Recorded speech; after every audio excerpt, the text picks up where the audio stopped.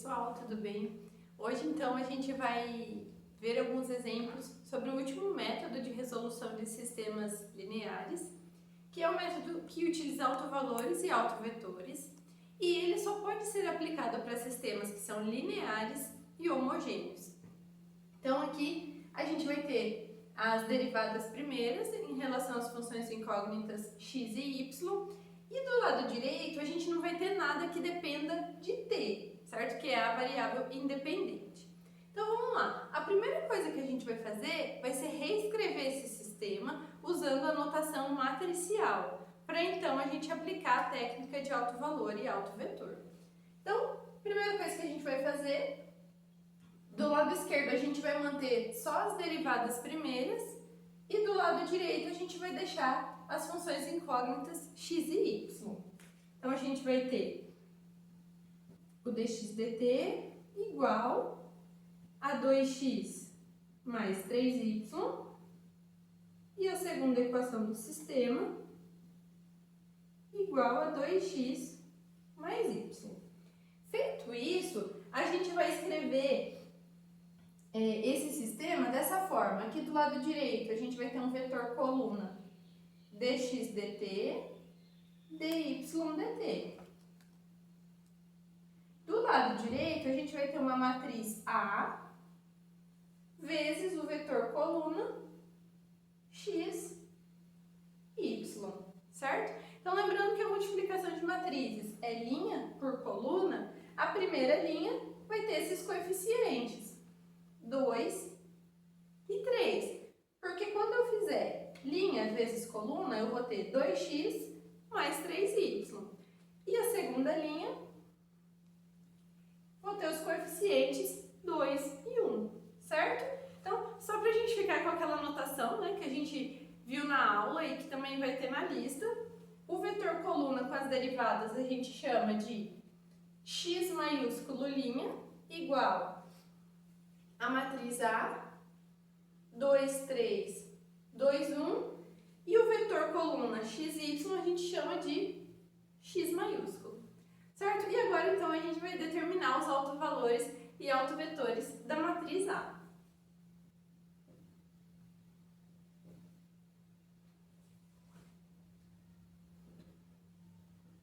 Então, para determinar os autovalores da matriz, o que a gente vai fazer?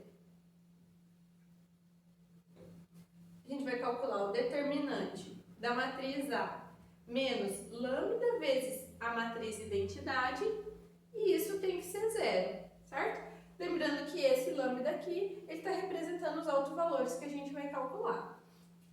Então, vamos calcular isso. E a matriz, vou colocar todo mundo aqui então, vou colocar a matriz A, 2, 3, 2, 1. E a matriz identidade, ela vai ser uma matriz 2 por 2, onde na diagonal principal ela é formada por 1 e os outros elementos são 0.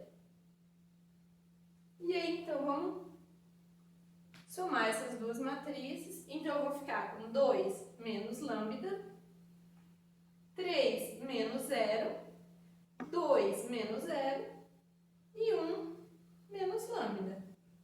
Isso tem que ser 0.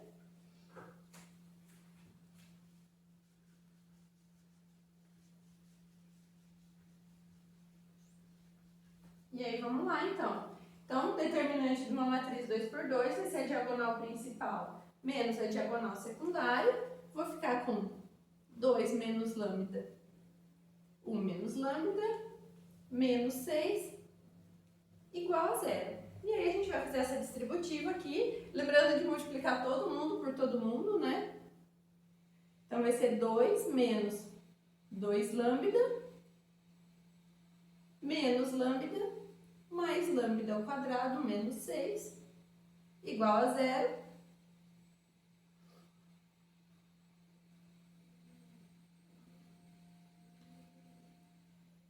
E aqui a gente tem o polinômio característico dessa matriz. E aí a gente vai achar os zeros dessa equação do segundo grau, usando Bhaskara ou soma e produto. Então, vai ser...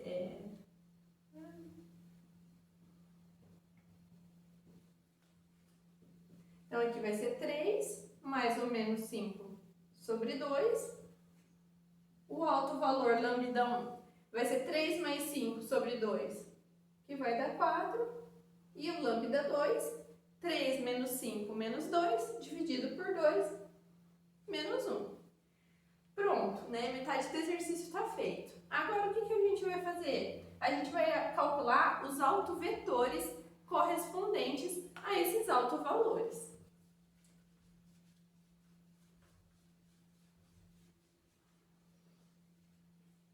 É a segunda parte.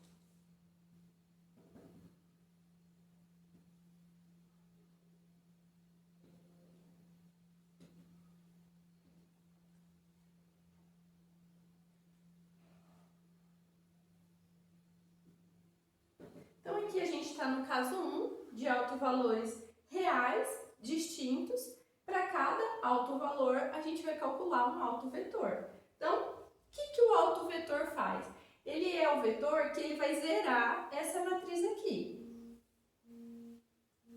Então, vamos fazer para lambda 1 igual a 4. Então, a gente vai ter A menos lambda I vezes o autovetor K1 tem que ser zero. Então, aquela mesma matriz que a gente calculou o determinante é a matriz que a gente vai avaliar aqui, certo? A menos o autovalor 1 aplicado na identidade. Tudo isso aplicado no autovetor K1 tem que ser zero. Então, a matriz A, apaguei, né? Era 2, 3, 2, 1, menos lambda 1 vezes a identidade. Lembra, a identidade é 1 na diagonal principal e eu estou multiplicando por 4. Então, vai ficar 4, 0, 0, 4. Tudo isso vezes o vetor K1, que aí a gente vai chamar de 1K1, K2 minúsculo, né? Igual a 0. Lembrando que esse 0 aqui é o vetor 0. Então, ele vai ser o 0, 0, certo? Então, vamos fazer aqui essa subtração de matrizes. Vai ficar menos 2, 3, 2, menos 3, vezes K1, K2, igual a 0, 0. E aí, a gente vai fazer essa multiplicação de matriz e vetor comum. Então, vai ficar menos 2K1 mais 3K2 igual a 0. 2K1 menos 3K2 igual a 0. E aí, a gente pode perceber que essas linhas são múltiplas, né? E isso vai sempre acontecer. Porque sempre a gente vai escrever um elemento dependendo do outro. Então, essas linhas são LD. Esse sistema ele é possível indeterminado. O que isso quer dizer? Que eu consigo valores para ele, só que uma variável vai depender da outra. E aí aqui a gente vai combinar uma coisa também, né, para a gente padronizar as nossas respostas. A gente vai deixar a segunda variável em função da primeira. Então aqui, por exemplo, na segunda linha, eu vou ter aqui 2K1 menos 3K2 igual a 0. Ou seja, K2 igual a 2/3 de K1, certo? E nesse ponto, o que isso quer dizer? Quer dizer que o K1 é uma variável livre. Ele pode assumir qualquer valor diferente de 0, certo? E dependendo do valor que K1 assumir, K2 vai ter outro valor. Então, a gente também vai padronizar, né? Além de deixar a segunda variável em função da primeira, a gente sempre vai supor um K1 igual a 1. Então, ó, para K1 igual a 1, temos K2 igual a 2/3. E, portanto, né, o nosso autovetor K1, ele vai ser 1, 2/3. Agora, a gente vai fazer a mesma coisa para o K2.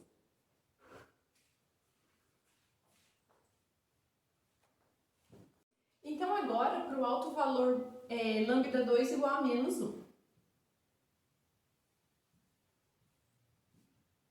A gente vai calcular também o autovetor correspondente. A gente vai fazer a mesma coisa. Quem que é o autovetor correspondente a menos 1? Então, é o autovetor que vai zerar essa matriz. Certo? Então, vamos lá. A matriz A é 2, 3, 2, menos 1. Aqui, o autovalor é menos 1, então vai ficar menos 1, 0, 0, menos 1, vezes o K2, que a gente vai chamar de K3, K4, porque o K1 e o K2 a gente já usou ali naquele primeiro. E lembrar que esse zero aqui é um vetor de zeros. É um vetor nulo. Beleza, agora vamos fazer essa subtração de matrizes, lembrando de fazer esse jogo de sinal aqui, né? Porque vai ser o menos 1. Então, eu vou ter 3, 3, 2, 2, vezes o autovetor, igual a 0, 0. E aí, de novo, né? A gente vai multiplicar essa matriz por esse vetor coluna, fazendo linha vezes a coluna, e aí a gente vai ter 3K3 mais 3K4 igual a 0, 2K2, 2K3 mais 2K4 igual a 0, certo? E aí, o que a gente pode observar de novo? Que essas linhas são múltiplas, né? Se eu multiplicar a primeira por 2 terços, eu obtenho a segunda. Se eu multiplicar a segunda por 3 meios, eu obtenho a primeira, certo? Se a gente tem linhas múltiplas, isso quer dizer que o sistema ele é possível e indeterminado, porque eu tenho duas variáveis e só uma equação, certo? Então, o que a gente vai fazer? A gente vai isolar a segunda variável em função da primeira também. Então, aqui, por exemplo, a gente vai ter 2K4 igual a menos 2K3, K4 vai ser igual a menos K3. O que isso quer dizer? Que K3 é uma variável livre e o K4 depende do valor de K3. Como a gente padronizou aqui, o K3 a gente vai chamar ele de 1, certo? A gente vai falar que ele é 1. Então, para K3 igual a 1, temos K4 igual a menos 1. E aí, com isso, a gente tem o autovetor K2, que vai ser 1 menos 1, certo?